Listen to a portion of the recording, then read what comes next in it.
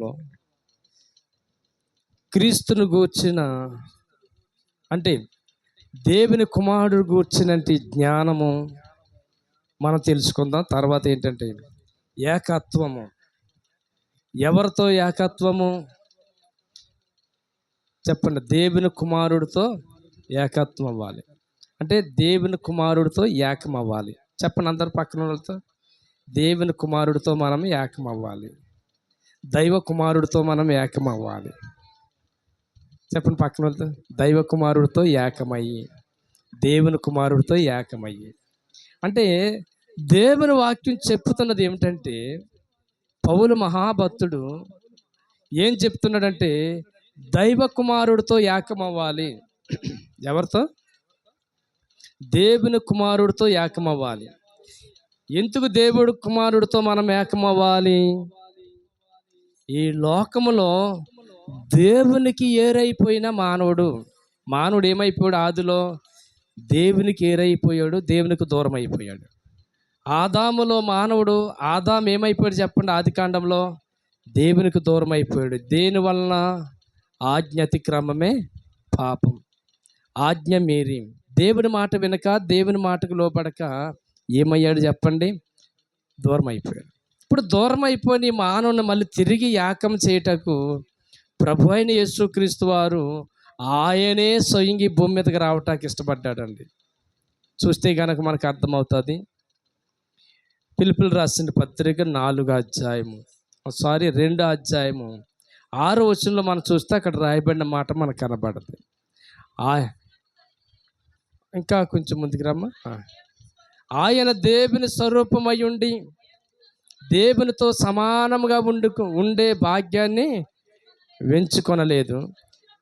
మనిషిని పోలికగా పుట్టి దాసుని స్వరూపాన్ని ధరించుకొని తన్ను తానే రిక్తుడిగా చేసుకుని మరియు ఆయన ఆకారమందు మనుషుడిగా కనబడినంతగా మరణం పొందినంతగా, అనగా శిలువ మరణం పొందినంతగా ఏం చూపినవాడైనపా? విధేయత చూపినవాడై తన్ను తాను తగ్గించుకున్నవాడై అందుచేతను పరలోకమందును భూమి మీదనంట ఏంటంటే చెప్పండి, భూమి కింద ఉన్న వారిలోను ప్రతివాని మోకాళ్ళు ఆయన ఎదుట వంగుటకు కారణం ఏంటంటే, ఇదిగో ప్రతివాని నాకు నాలుకయు తండ్రి అయిన దేవుని మహిమార్థమై యేసుక్రీస్తు ప్రభు అని ఒప్పుకున్నట్లు దేవుడైన అధికంగా వెచ్చించెను. చప్పట్లు కొడదామండి. అన్ని నామల కన్నా పైనామంగా ఆయన నామం వెచ్చించబడేను. ఎందుకు దేవునితో ఏకమవ్వాలనేది మీకు అర్థం అవ్వాలనేది దేవుడు వాక్యం చలవిస్తుంది. మొట్టమొదటిగా విడిచిపెట్టకూడని భాగ్యం అని ఎంచుకొనక పరలోక భాగ్యాన్ని విడిచిపెట్టి వచ్చాడు. ఇప్పుడు నువ్వు ఏకమవ్వాలంటే ఈ లోకములో ఉన్న పాపాన్ని విడిచిపెడితేనే కానీ అమ్మ చూడండి ఆయనతో ఏకమవ్వు. అమ్మ ఏం విడిచిపెట్టాడైనా? పరలోకములో ఉన్నతమైన భాగ్యాన్ని విడిచిపెట్టి ఈ పాప లోకంలో ఎక్కడికి వచ్చాడమ్మా? ఇలా చూడండి, మురుకుతో ఉన్న పశువుల పాకలో కంట ఆయన వచ్చాడండి. కారణం మానవులందరూ ఆయనతో ఏకమవ్వాలి. ఎవరితో ఏకమవ్వాలి? దేవుని కుమారుడితో ఏకమవ్వాలి. ఆయనతో ఏకమవ్వాలంటే ఆయన ఎక్కడికి దాకా వచ్చేసాడు చెప్పండి? నువ్వు ఎక్కడున్నావు అక్కడికి వచ్చేసాడు.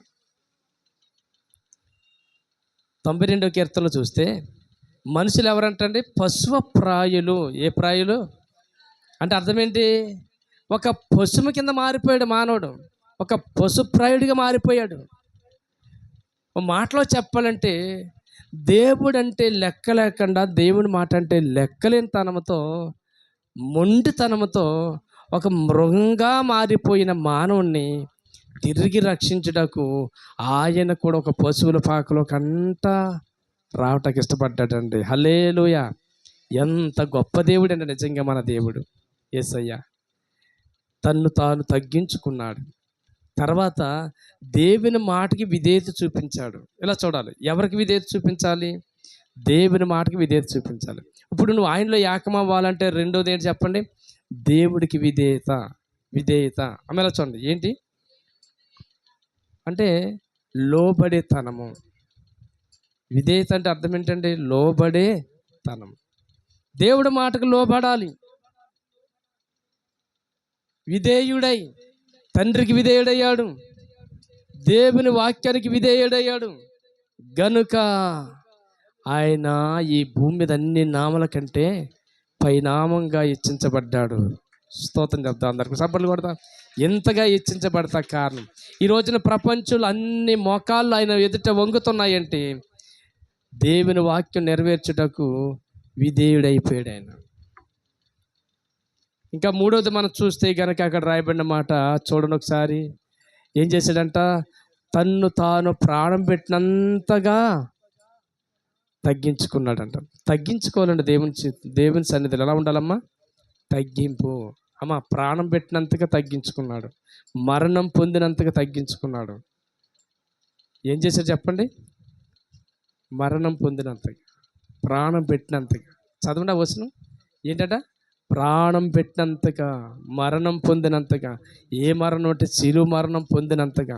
శిలువ మరణం అంటే అర్థం ఏంటి? చదవమ్మా. శిలువ మరణం పొందినంతగా విధేయత చూపిన వాడే తన్ను తాను తగ్గించుకొని దేవుని సన్నిధిలో. అమ్మ ఎలా చూడండి, ఎప్పుడు మనము దేవునితో ఏకత్వం అవుతామంట? దేవుని సన్నిధిలో తగ్గించుకోవాలి. అమ్మ ఏం చేసుకోవాలి చెప్పండి? ఒకరికొకరు హెచ్చించుకోకూడదు.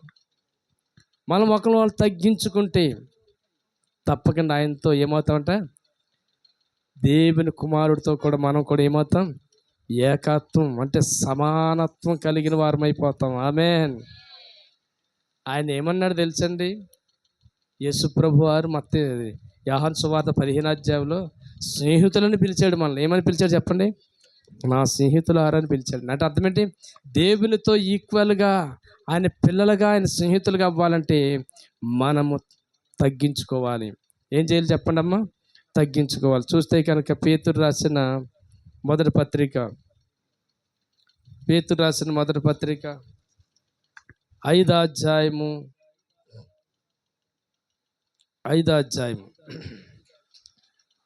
5వ వచనం చూస్తే కనుక అక్కడ రాయబడిన మాట, చిన్నపిల్లలారా మీరు పెద్దలకు లోబడి చూసారా? చిన్నలారా మీరు పెద్దలకు లోబడి ఉండండి. మీరందరూ ఎదుటివాని ఎడల దీన మనసు అను వస్త్రము ధరించుకొని మిమ్మల్ని అలంకరించుకొనుడి. దేవుడు అహంకారులను ఎదిరించి దీనులకు కృప అనుగ్రహించును.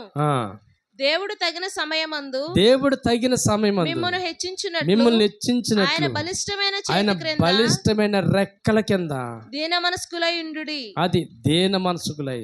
తగిన సమయం ఉంటుందండి. మనము ఇలా చూడమ్మా, తగ్గించుకుంటామంటే అర్థం ఏంటి? దీన మనసు. ఆమె ఏ మనసు?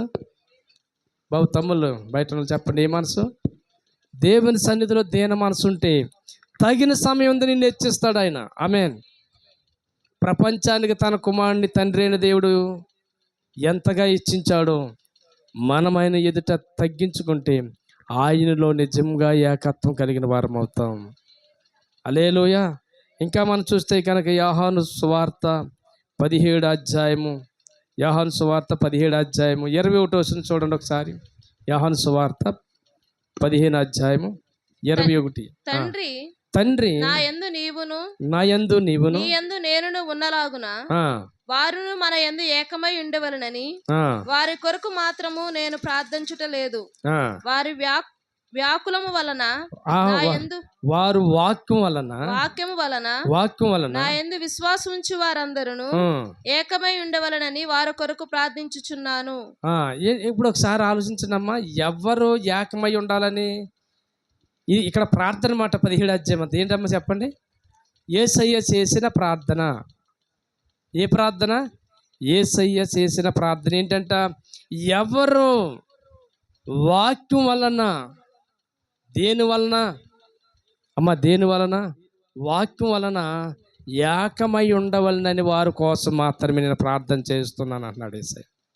ఇప్పుడు వస్తున్న ఉపవాస ప్రార్థనలు దేని నిమిత్తం అంటే ఎలా చూడమ్మా, ఎవరి వలన మనం ఏకమవ్వాలి? దేవుని వాక్యము. వాక్యం ఎవరు? దేవుడు. ఆదియందు వాక్యం ఉండను, వాక్యం దేవుని యొద్దను, దేవుడే వాక్యమై ఉండను. 14వ వచనం ఏమంటే చెప్పండి? ఆ వాక్యం శరీరధారే కృపా సత్య సంపూర్ణగా మన మధ్యకు వచ్చాడు. ఆయన ఎవరు? యేసుక్రీస్తు వారు. ఆ వాక్యం ఎవరు? యేసయ్య. అంటే ఇప్పుడు వాక్యం వల్ల మనం ఏమవ్వాలి చెప్పండి?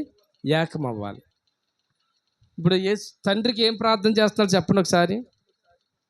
అమ్మా ఏం ప్రార్థన చేస్తున్నాడు?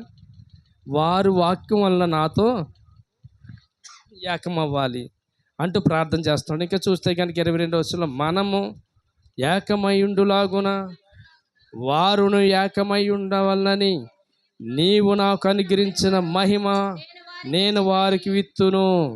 అమ్మ ఈ రోజున మిమ్మల్ని అందరు ఇక్కడికి వచ్చిన వారందరూ కూడా దేవుడు ఎవరికి అనుగ్రహించాడు చెప్పండి? నాకు అనుగ్రహించాడు. ఎవరికి అనుగ్రహించాడు? నాకు అనుగ్రహించాడు. నాకు అనుగ్రహించిన మిమ్మల్ని ఏం చేయాలి? నేను దేవుడితో మిమ్మల్ని కలెక్ట్ చేయాలి. ఎవరితో కలెక్ట్ అవ్వాలి? దేవునితో కలెక్ట్ అవ్వాలి. దేవునితో ఏకం అవ్వాలి. అమ్మా ఎవరితో ఏకం అవ్వాలమ్మా? దేవునితో ఏకం అవ్వాలి. ఎవరితో ఏకం అవ్వాలి చెప్పండి బాబు? దేవునితో ఏకం అవ్వాలి. అందుకు ఇప్పుడు ఏమంటున్నాడంటే, నీవు వారు నాకు అనుగ్రహించావు కనుక వారిని కాపాడమని ప్రార్థన చేస్తున్నాడు. ఏమని ప్రార్థన చేస్తున్నాడు చెప్పండి? వారిని కాపాడమని ప్రార్థన చేస్తున్నాడు. చూడండి 11వ వచనంలో కూడా సేమ్ అదే మాట కనబడుతుంది. 11వ వచనం చూస్తే కనుక లోకములో ఉండను గాని మీరు లోకములో ఉన్నారు, నేను నీ యొద్దకు వచ్చుచున్నాను.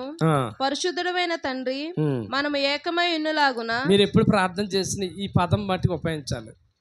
ఈ పదము చాలాసార్లు యేసు ప్రభు వాడారు. ఇది తండ్రి అని, పరిశుద్ధుడైన తండ్రి. మన ప్రార్థనకి ముందు వచ్చిన ఏమంటారు చెప్పండి? పరిశుద్ధుడైన తండ్రి. అబ్బా అలా ఆ వచ్చిన చూడండి అమ్మా, ఆ బహువచనం ఏంటంటే చెప్పండి? పరిశుద్ధుడైన తండ్రి. బాబు ప్రారంభం ఎలా ఉండాలి ప్రార్థన మనకి? పరిశుద్ధుడైన తండ్రి. బా మన తండ్రి ఎవరో? పరిశుద్ధుడై ఉన్న తండ్రి. మనం ఆరాధించే దేవుడు ఎవరో? పరిశుద్ధుడై ఉన్న తండ్రి. ఏమని ప్రార్థన చేస్తున్నాడు యేసు ప్రభు వారంటే తండ్రికి? పరిశుద్ధుడైన తండ్రి, మనం ఏకమై ఉండులాగున వారును మనమును ఏకమై ఉండులాగున నీవు నాకు అనుగ్రహించిన నీ నామమందు వారిని కాపాడుము. చప్పట్లు కొడదాం అందరు. అమ్మా ఇప్పుడు ఈ ఉపవాస ప్రార్థనలు ఎందుకంటే చాలా జాగ్రత్తగా ఉండాలి. నీవు నేనము మనం ఇక్కడ కూర్చున్న వాళ్ళందరము దేనితో ఏకమైపోయాం చెప్పండి? లోకంతోనూ లోకాసులతోనూ చెప్పండి, అబద్ధాలతోనూ బూతులతోనూ తాగుడుతోనూ ఇంకా ఎన్ని ఉన్నాయి అంటే అన్ని ఉన్నాయి. చెప్పుకుంటూ వెళ్తే అది లిస్టు, అది పెద్ద లిస్టు.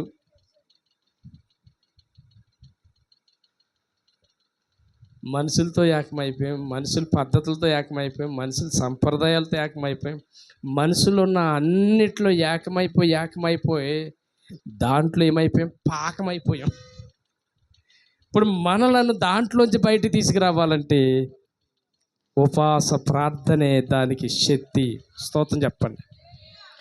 ఇప్పుడు యేసు ప్రభు కాలంలో ఉన్నప్పుడు తండ్రికి ప్రార్థన చేస్తున్నాడు. తండ్రి వీరందరూ నీతో ఏకమవ్వాలి, మనతో ఏకమవ్వాలి.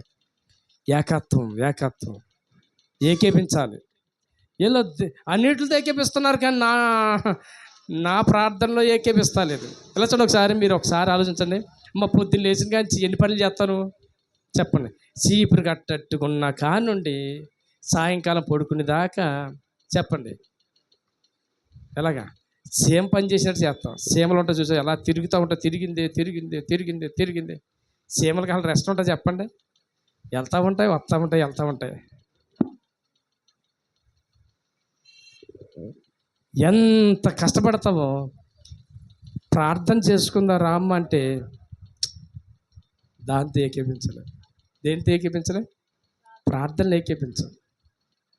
అమ్మా అంత బాగా అక్కడ కూర్చొని మాట్లాడుకుంటాం. ఎందుకు మిలారా కొంచెం 2 అధ్యాయాలు చదువుకుని 2 మాటలు జ్ఞానించుకుందా, కూర్చుందారా అంటే పని ఉందక్క. ఇదేంట్రా ఇప్పుడు దాకా మాట్లాడమంటే మాట్లాడావు, వాక్యం చేద్దామంటే ప్రార్థన చేద్దామంటే ఏకేపించవు. కారణం ఏంటి? నీలో ఉండవలసింది లేదు, ఉండకూడదు ఉంది. కనుక ఈ రోజుని అవన్నిటి ప్రభావం పోవాలంటే ఒక ఉపవాస ప్రార్థనే. స్తోత్రం చెప్పండి. మనం ఉపవాస ప్రార్థన చేసినప్పుడు దేవునితో ఐక్యత గలవారం అవుతాం. మాట్లాడితే దేవునితో ఏకీభింతాం. ప్రతి పనిలో ఎక్కడ ప్రార్థన అంటే అక్కడ ఏకీభింతాం. దేవుని సన్నిధిలో ఉన్న కార్యక్రమాలు ఏకీభించలేకపోతున్నావంటే, దేవుని సన్నిధిలో ఉన్న ప్రతి ప్రార్థన ఏకీభించలేకపోతున్నావంటే నీవు దైవత్వం కలిగిన జ్ఞానము కోల్పోయాం. అందుకే అన్నాడు, ఏమన్నాడంటే పౌలు భక్తుడు స్పష్టంగా మాట్లాడుతున్నాడు. మరొకసారి గుర్తు చేసుకుందాం. అది చదవండి ఒకసారమ్మా. ఎఫెసీయులకు రాసిన పత్రిక 4వ అధ్యాయము 11 వచనాన్ని చదివితే కనుక అక్కడ రాయబడిన మాట ఏముంది అక్కడ? చదవండి. మనమందరము విశ్వాస విషయంలో అమ్మ ఇలా చూడండి, కుమారుని కూర్చిన జ్ఞానములోను. అమ్మ ఇలా చూడండి, ఇప్పుడు లోకములో బ్రతకాలనే జ్ఞానంలో ఎదిగాం. విన్నారా?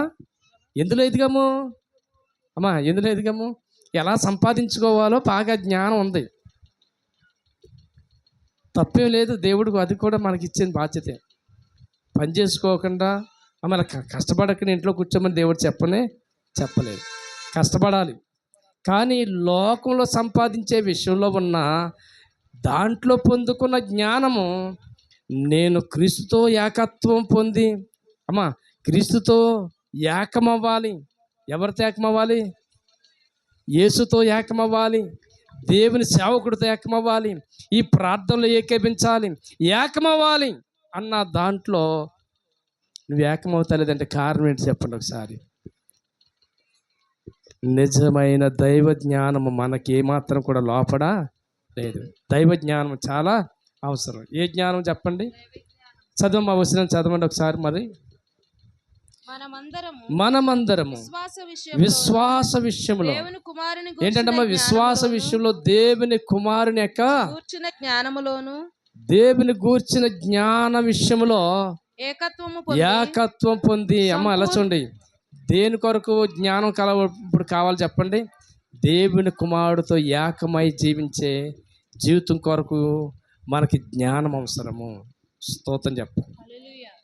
అంటే ఇప్పుడు మనము ఒకసారి ఆలోచించండి, లోకంలో బ్రతికితాకి ఎన్ని విధాల జ్ఞానం ఉంది. ఆమె చూడండి, ఓ ప్రార్థన చేసుకోవటాకని, బైబిల్ చదువుకోవటాకని, పరలోకం అనే ఆ ఉన్నతమైన శాశ్వతమైన రాజ్యాన్ని సంపాదించుకోవటానికి జ్ఞానం ఈనాడు మరుగైపోయింది. అన్నిటికీ జ్ఞానం ఉంది. నేను మాట చెప్పను, ఈ భూమి మీద ఎంత సంపాదించిన ఏం సంపాదించిన ఈ లోకాలు విడిచిపెట్టి వెళ్ళిపోవాల్సిందే. చెప్పండి, అందరము చెప్పండి. దిగంబరులుగా వచ్చాము, ఈ లోకంలో ఏమి తేలేదు, ఏమి తీసుకుపోలేము. అబ్బా వీళ్ళే మాట్లాడతామండి ఆ మాట. ఏముందక్క వదిన, ఏముంది, ఏం తెచ్చామేం బాగుంది, నా మొహం ఏం తెచ్చాము, ఏం పట్టుకెళ్తాంలే. పెదవుల మీద మాటలే తప్ప ఏం తేలేదు, ఏం పట్టుకెళ్తామంటా ఉంటాం. దానికోసమే పాకులు ఆడతాం, దానికోసమే బతుకు. పై మాట ఏంటి చెప్పండి? ఏం తెచ్చుకున్నావు అక్క? వదిన ఏం తెచ్చుకున్నావు? అన్నయ్య ఏం తెచ్చుకున్నావు? ఈ భూమి మీద ఏం పట్టుకెళ్తావు నా మొఖం, అంతే ఈ భూమి మీద వదిలేసి వెళ్ళిపోవాల్సిందే అని అంటావు తప్ప, తెల్లారు లేచిన కాంచి ఈ లోకంలో మనతో పట్టుకు వెళ్ళలేని దానికోసం పడే పాటు ఇంత అంత కాదు. దానికోసం ఎన్ని విధాలుగా ప్రయత్నం చేస్తాను. నేను మాట చెప్తాను, ఈ లోకంలో దేవునితో ఏకత్వం కలిగిన జీవితం ఉంటే ఈ లోకంలో కావాల్సింది ఇస్తాడు, పరలోకాన్ని ఇస్తాడు. అర్థమైందండి? ఈ లోకంలో కావాల్సింది ఇస్తాడు. అందుకే అన్నాడు కదా ఆయన, మత్తయి సువార్త 6వ అధ్యాయంలో ఏమన్నాడంటే ఆయన, మొదట నా నీతిని వెతకండి, నా రాజ్యాన్ని వెతకండి, మీకేం కావాలన్నీ నేను మీకు అనుగ్రహిస్తాను. నేను ఇంకో మాట అంటాడండి అక్కడ 8వ వచనంలో, ఏమంటా తెలుసండి? అసలు మీకు అక్కరగా ఏమున్నాయో మీరు అడగవసరం లేదు, అడగక ముందే నేను ఇస్తాను అన్నాడా లేదా?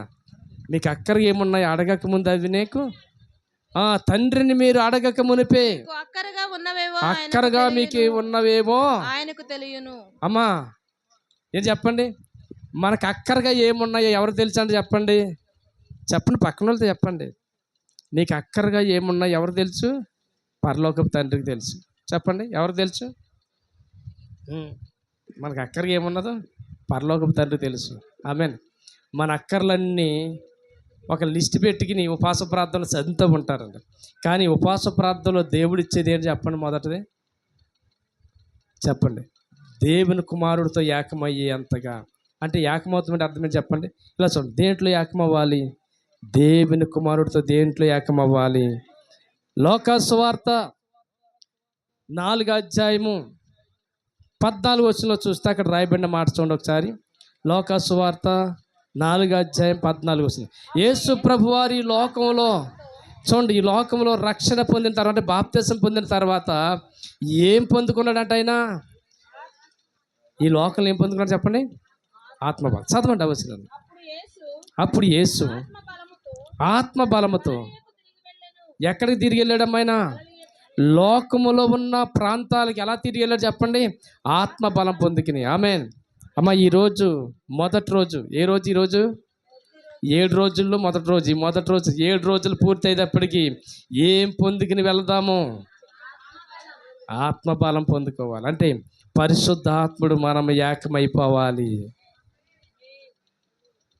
ఏకమైపోవాలి నా యేసుతో, ఏకమైపోవాలి యేసుతో. చెప్పండి, ఏకమైపోవాలి నా ఎవరితో ఏకమైపోవాలి? మళ్ళీ ఉపవాస ప్రార్థనలు అయిపోయాక టీవీలతోనా, సినిమాలతోనా, సీరియల్తోనా? దేనితో ఏకమైపోదాం? దేనితో ఏకమవుతాం? యేసయ్యతో ఏకమవుతాం. తండ్రితో ఏకమవ్వాలి. ఏకీపించారా?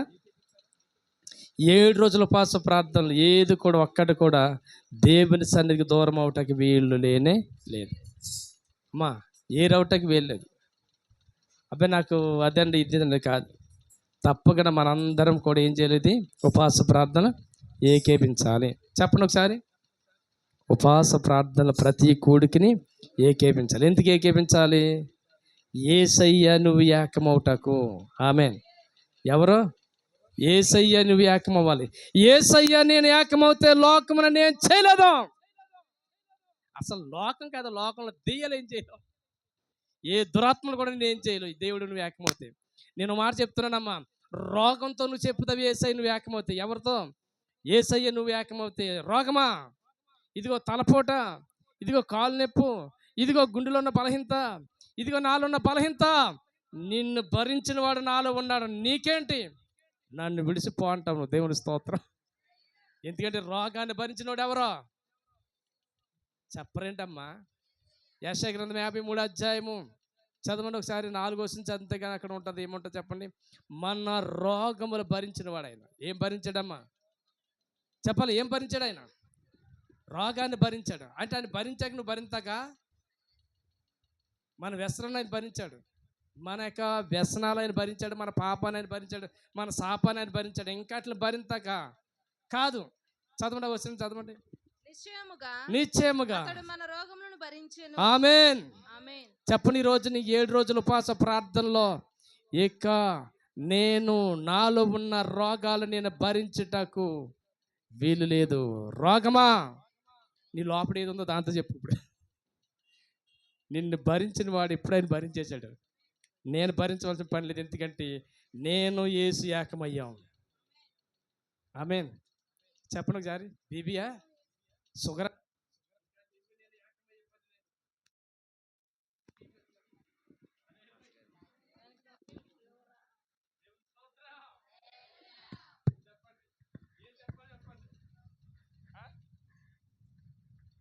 చెప్పరేంటి? షుగర్ బీబీ ఉన్న వాళ్ళు చెప్పండి ఒకసారి. బీబీయా, షుగరా, ఇంకా నువ్వు నేను ఏకమై ఉంటాకి వీల్లేదు. నా దేవుడు నేను ఏకమయ్యాం. ఆమేన్. ఓ కిడ్నీలో ఉన్న బలహీనత, నీ బలహీనతతో నేను ఇంక ఏకమవ్వను, నా యేసుతో నేను ఏకమయ్యా. చెప్తావా?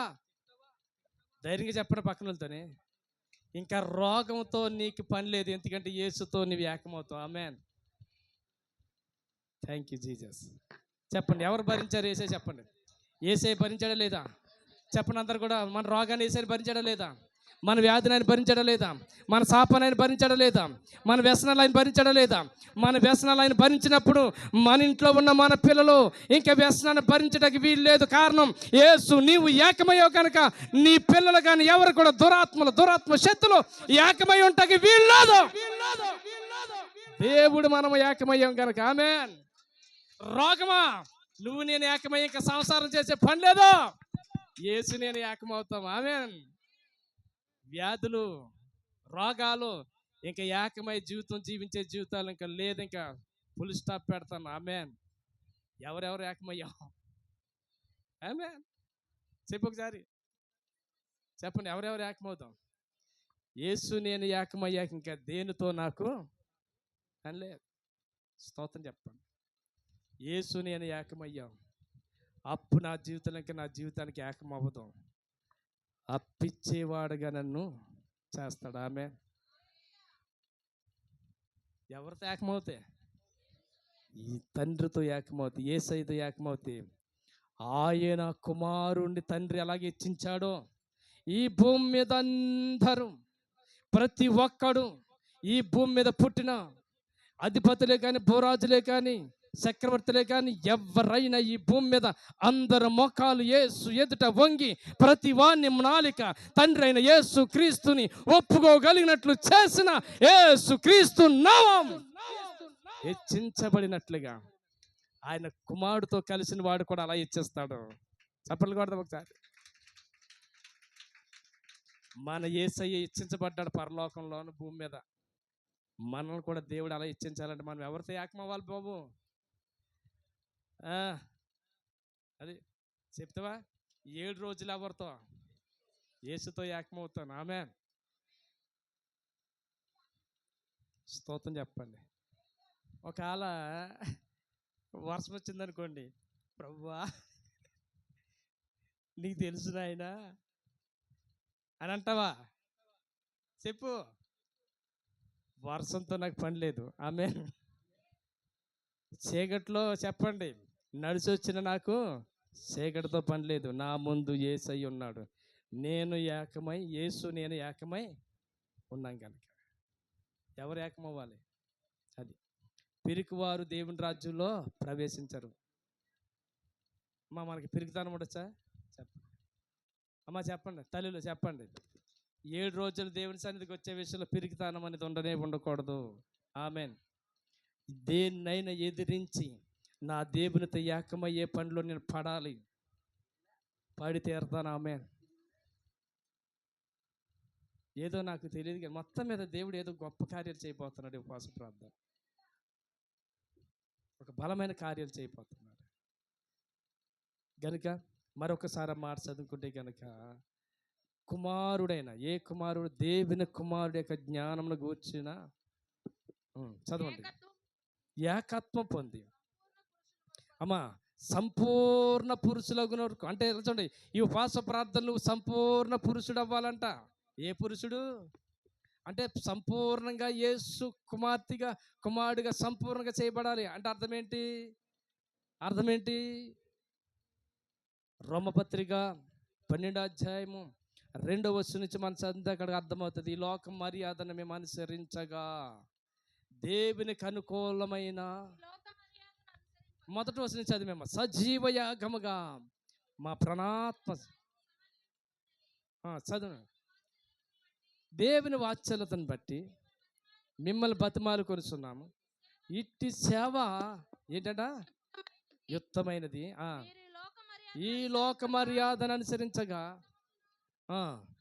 బాబులాగా దేవునితో ఏకమవ్వాలనుకున్నప్పుడు అమలు చూడండి, ఎవడొక మర్యాద నీకు వచ్చి పడుతుంది. దేవుడితో ఏకమవ్వాలన్నప్పుడు ఎవడొకడు మర్యాద వచ్చి నీకు పడుతుంది. నీకు చాలా కావాల్సిన బంధువు, నీకు చాలా కావాల్సిన వాడు వచ్చి మర్యాద కొలదిగా నీకు వచ్చి అడ్డుపడతా ఉంటాడు, ఏదో విధంగా, ఏదో రకంగా. హలో, అర్థమవుతుందా?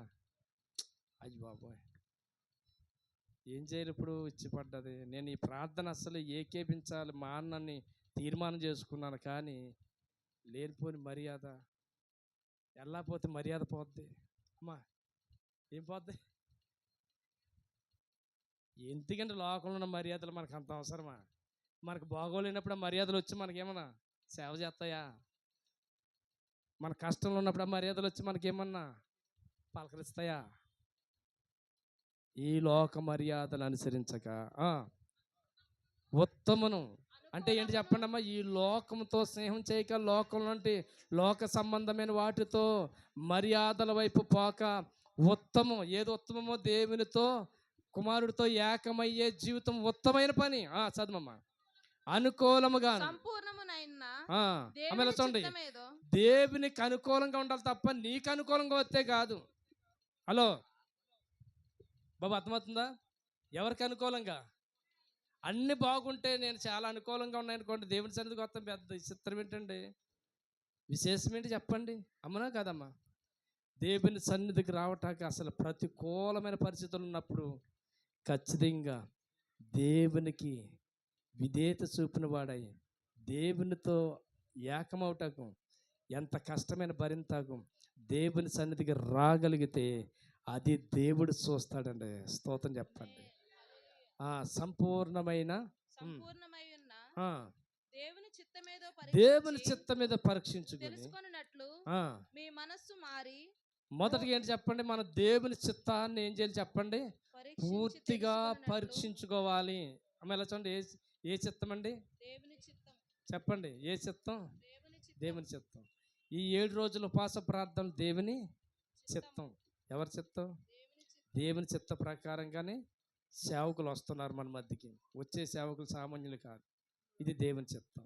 ఇది కాదని నువ్వు ఎక్కడికైనా ఒకవేళ వెళ్తున్నావంటే దేవుని చిత్తంలోంచి బయటికి వెళ్తున్నావు. అది జ్ఞాపకం తెచ్చుకో. మన దేవుని చిత్తం మీద పరీక్షించి చదవండి. పరీక్షించి తెలుసుకొనున్నట్లు మీ మనస్సు మారి నూతన మగుట వలన రూపాంతరం పొందినట్లు. ఈ ఉపవాస ప్రార్థన ఏంటి నీకు? రూపాంతరము. ఏంటమ్మా?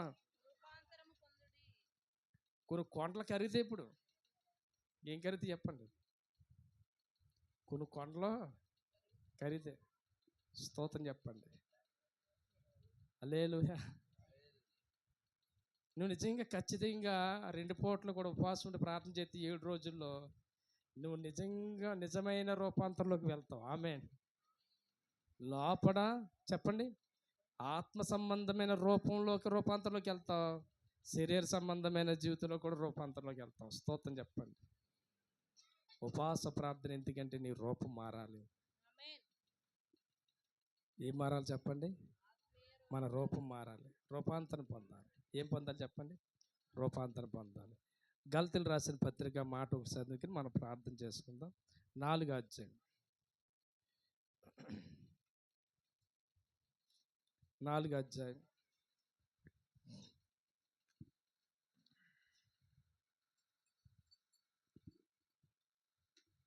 19వ వచనం. అందరు తీసుకోండి ఈ వచనాన్ని. బైబిల్ ఉన్న వాళ్ళందరూ తీసుకోండి. గలతీయులకు రాసిన పత్రిక 4వ అధ్యాయము 19వ వచనం. నా పిల్లలారా, క్రీస్తు స్వరూపం మీ యందు ఏర్పడి వరకు మీ విషయం మరలా నాకు ప్రసవ వేదన కలుగుచున్నది. మళ్ళా నాకేం కలుగుతుంది అన్నాడు? ప్రసవ వేదన కలుగుతున్నది. మిమ్మల్ని గూర్చి ఎటు తోచకున్నాను. నేను ఇప్పుడే మీ మధ్యకు వచ్చి మరి ఒక విధముగా మీతో మాట్లాడాలి. సరిపోతుంది. ఏం కలుగుతుందని చెప్పండి? ఏ స్వరూపం మీలో రావాలని?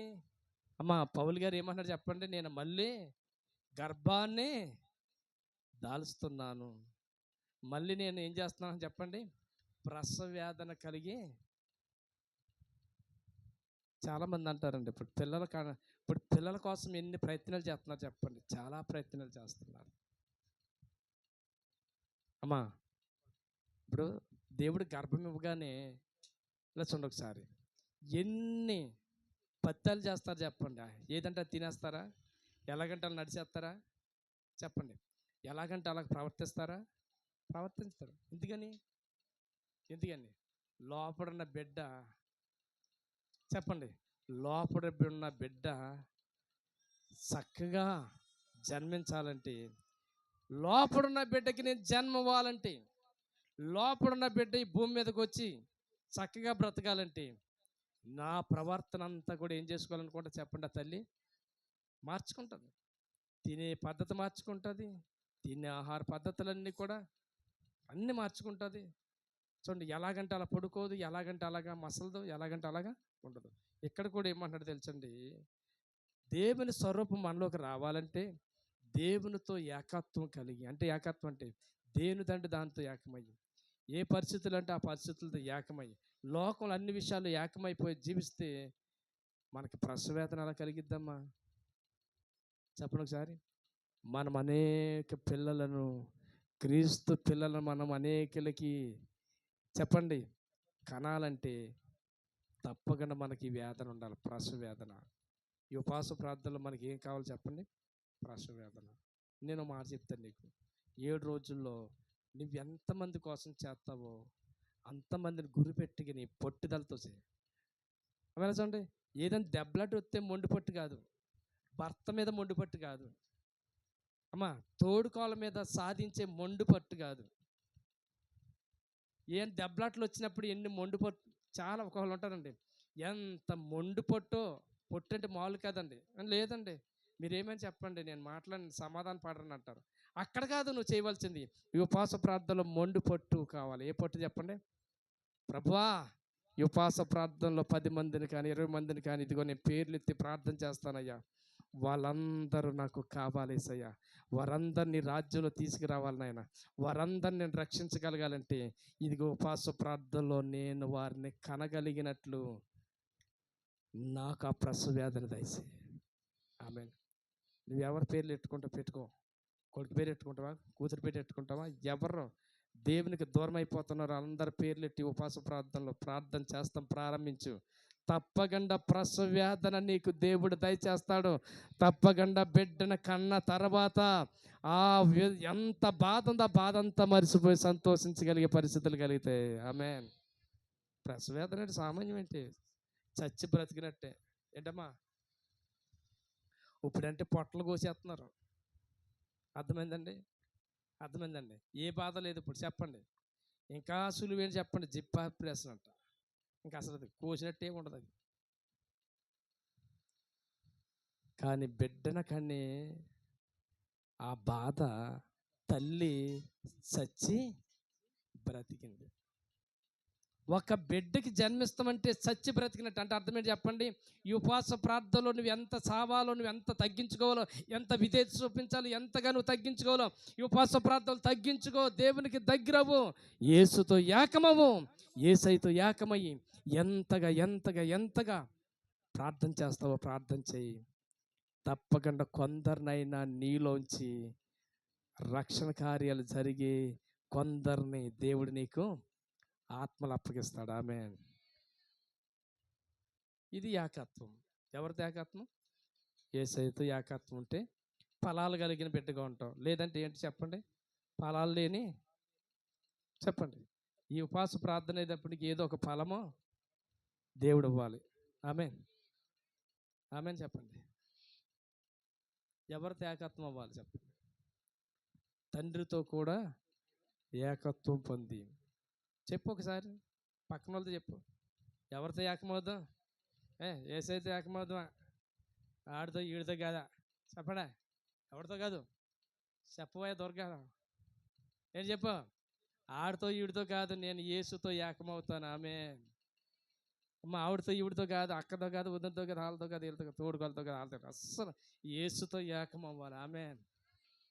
ఎవరితో, యేసుతో ఏకమవుతే యేసులో ఉన్న శక్తి నీకు వస్తుంది, యేసయ్యలో ఉన్న అభిషేకం నీకు వస్తుంది, యేసయ్యలో ఉన్న ప్రభావం నీకు వస్తుంది, యేసయ్యలో ఉన్న మహిమ నీకు వస్తుంది, యేసయ్యలో ఉన్న ప్రతి తలంతు నీకు వస్తుంది, అందులో డౌట్ లేదు.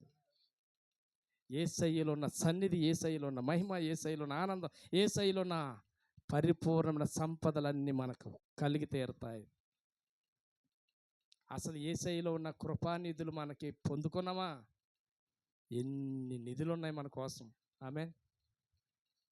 అందరు లేచి నిలబడదాం. తండ్రి నీ స్తోత్రమయ్యా, యేసయ్యా నువ్వు నాతో మాట్లాడిన మాట కొరకే స్తోత్రమయ్యా.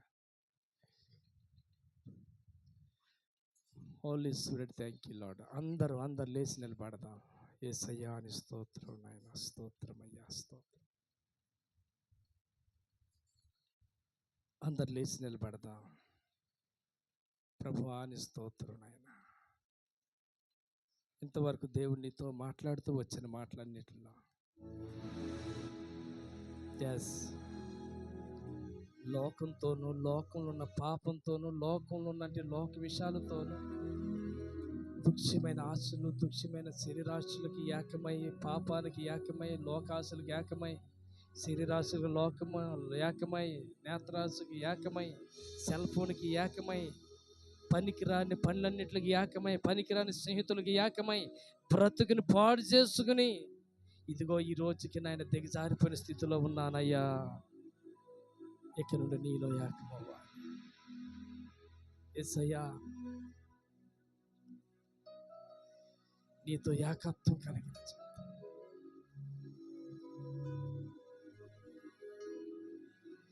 లేదు ప్రభువా,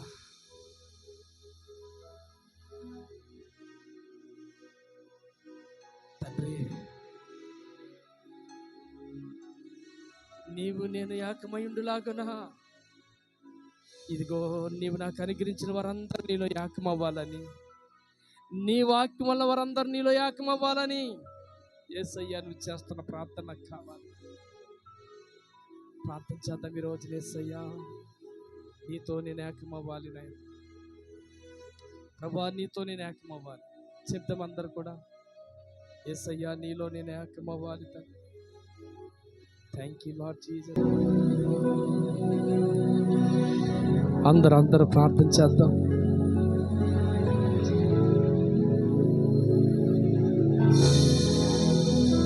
చెప్దాం అందరూ కూడా ప్రార్థన చేద్దాం. అందరు దయచేసి మోకాళ్ళ మీద ఉండండి, మోకరించండి. మోకాళ్ళ మీద ఉండండి, మోకరిద్దాం. యవనస్తులు కూడా మోకాళ్ళ మీద ఉండండి, మోకరించండి. అందరూ మోకరించండి, మోకరించండి. స్తోత్రం, స్తోత్రం. Thank you Jesus, thank you Lord Jesus.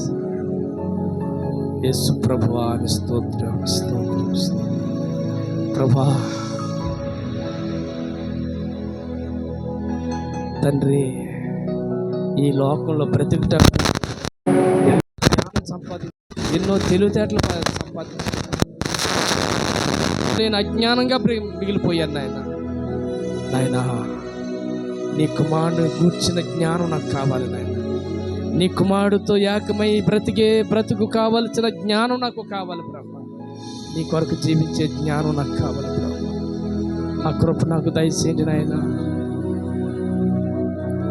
తండ్రి ఇదిగో నాయన, నీవు నేను ఏకమవుతే నాయన ఈ లోకంలో ఏదైనా నేను సాధించగలుగుతాను ప్రభా. చెప్పగలుగుతావా? యేసయ్యా నీవు నేను ఏకమవ్వాలయ్యా. యేసయ్యా నీ పరిశుద్ధత నేను కలిగి జీవించాలయ్యా. నీ పవిత్రత కలిగి నేను జీవించాలి ప్రభా. పవిత్రతలోను పరిశుద్ధతలో పూర్తిగా నేను దిగజారిపోయాను నాయన. లోకంలో ఉన్న పాపాలతో ఏకమైపోయే నీ నుండి దూరం అయిపోయాను నాయన. అయ్యా నన్ను కనికరించమని ప్రార్థించు. నీ సిలువ రక్తంతో నన్ను కడిగయ్యా. నీ పరిశుద్ధ రక్తంతో నన్ను కడగండి. నీ కలవ రక్తంతో నన్ను కడగండి. నీ పరిశుద్ధ రక్తంతో నన్ను కడగండి. నాలో శుద్ధ హృదయం దయచేయండి. నాలో శుద్ధ హృదయం దయచేయండి నాయన. నాలో శుద్ధ హృదయం దయచేయండి. ప్రార్థన చేయండి అందరూ కూడా. యేసయ్యా నాయనా నువ్వు ఏకమవ్వాలి ప్రభా. Thank you Lord Jesus. నా లోపల ప్రతి రక్త కణాలు యేసయ్యా నీదవ్వాలి ప్రభా, నీదవ్వాలి. ప్రార్థన చేయి నాయన. నా ప్రాణం నీతో ఏకమవ్వాలి నాయన. మా ప్రాణం నీదవ్వాలి, నా శరీరం నీదవ్వాలి, నా రక్త కణాలు నీవవ్వాలి ప్రభా. Thank you Lord Jesus. నాయనా ఎక్కడ కోసిన నాలో అణువణువును నీ రక్తపు బిందుల కారాలు నాయనా. నీ బ్లడ్ నాలో ప్రవహించాలి ప్రభా నాయన. నీ రక్తం నాలో ప్రవహించాలి ప్రభా నాయన. నీ గోధింపబడి గొర్రెపిల్ల రక్తం నాలో ప్రవహించాలి నాయన. నాలో నీ యొక్క ప్రభావం ప్రబలాలి నాయన. దురాత్మశక్తులు, అపవిత్రాత్మశక్తులు ఉనికి కలిగిన వాటికి ఉనికి కలగాల, వాటికి భయం కలిగే నీ ప్రభావంతో మమ్మల్ని నింపు నాయన. స్తోత్రమయ్యా, స్తోత్రం. Hallelujah, hallelujah. Thank you Lord Jesus. నీ సిలువ రక్తం నాలో ఏకమైపోవాలని చేయి ప్రార్థన చేయి. రోగాలతో ఏకమై బ్రతుకుతున్నానయ్యా, వ్యాధులతో ఏకమై బ్రతుకుతున్నానైనా, సమస్యలతో ఏకమై బ్రతుకుతున్నాను, లోకంలో అన్ని విషయాల్లో ఏకమై బ్రతుకుతున్నాను. లేదు నాయనా, నేను ఈ రోజు నుంచి ప్రభా అవి నేను భరించడానికి వీల్లేదు నాయన, అవి నాలో ఉండటానికి వీల్లేదు నాయన, అవన్నీ నువ్వు భరించావు కనుక నాయన నేను నీవు ఏకమై బ్రతికే బ్రతుకు నాకు కావాలి. Thank you Lord Jesus. అయ్యా శాపగ్రస్తున్న ఇంకా బ్రతికే బ్రతుకు నాకు వద్దు నాయన, చేయి ప్రార్థన చేయి. ఇంకా మేము శాపగ్రస్తులుగా బ్రతకడానికి వీల్లేదు నాయన. అయ్యా పాపగ్రస్తులుగా మేము బ్రతకడానికి వీల్లేదు. నీ కొరకు బ్రతికే జీవితం అయ్యా. శాపంలో ఉన్న వారందరికీ మేము నీ వెలుగును చూపించను ఆయన, నీ పాదాల దగ్గర తీసుకురాగలిగే నీలో ఏకమయ్యే జీవితం మాకు దయచేయండి. మాలో నీ వెలుగును ప్రజలు చూడాలి నాయన, నాలో నీ పరిశుద్ధాత్మ సన్నిధిని చూడాలయ్యా, నాలో నీ మహిమను చూడాలయ్యా, నాలో నీ మొక్క కాంతి చూడాలయ్యా. ఆ విధంగా నీవు నేను ఏకమైపోవాలి ప్రభువా. Thank you Lord, thank you Lord. యేసయ్యా, యేసయ్యా, నాలో నీ మహిమను చూడగలిగినట్లుగా నాయన ఆ కృప నాకు దయచేయి. రూపాంతరం పొందిన అనుభవం కావాలి. మాకు అనుకూలమైన ప్రార్థనలు చేసాం, క్షమించు నాయన. నీ చిత్తం పరిపూర్ణంగా తెలుసుకొని, నీ చిత్తంను గురించి పూర్తిగా తెలుసుకుని, నీకు అనుకూలమైన ప్రార్థన జీవితం మాకు ఈ రోజు నుంచి మాకు దయచేయండి నాయన, దయచేయండి. రూపాంతరం పొందిన జీవితం మాకు కావాలి, రూపాంతరం పొందిన జీవితం మాకు కావాలి. నీ స్వరూపంలో మేము మార్చబడాలి. క్రీస్తు స్వరూపం మాలో ఏర్పడినట్లు పౌలు భక్తుడు అన్నాడు, మీ విషయమై నాకు ప్రశ్న వేదన కలిగి. ఓ దేవా, నాలో నీ స్వరూపం రావాలి నాయన, నాలో నీ దీనత్వం రావాలి, నాలో నీ సాత్వికమైన మనసు రావాలి, నాలో నీ ప్రేమతత్వం ప్రజలు వెళ్ళాలి, ప్రవాహం వెళ్ళాలి.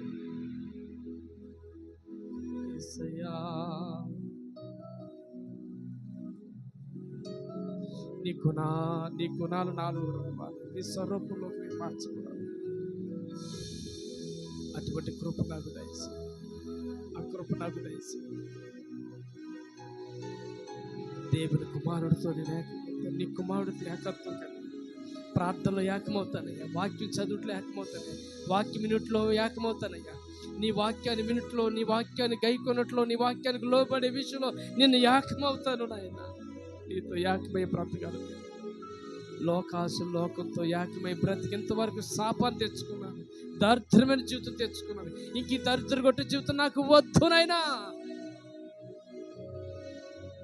నువ్వు పరలోకాన్ని మహిమను విడిచిపెట్టి వచ్చినట్లుగా ఇది ఈ లోకంలో పాపిష్టమైన వాటిని అన్ని విడిచిపెడుతున్నాను. యేసయ్యా, నీతో ఏకమై బ్రతకాలని ఆశ నాకు దయచేయి. అటువంటి కృప బిడ్డలందరికీ దయచేయమని నజరేయుడనే యేసుక్రీస్తు నామమున ప్రార్థిస్తున్నాం మా పరమ తండ్రి. ఆమేన్, ఆమేన్, ఆమేన్.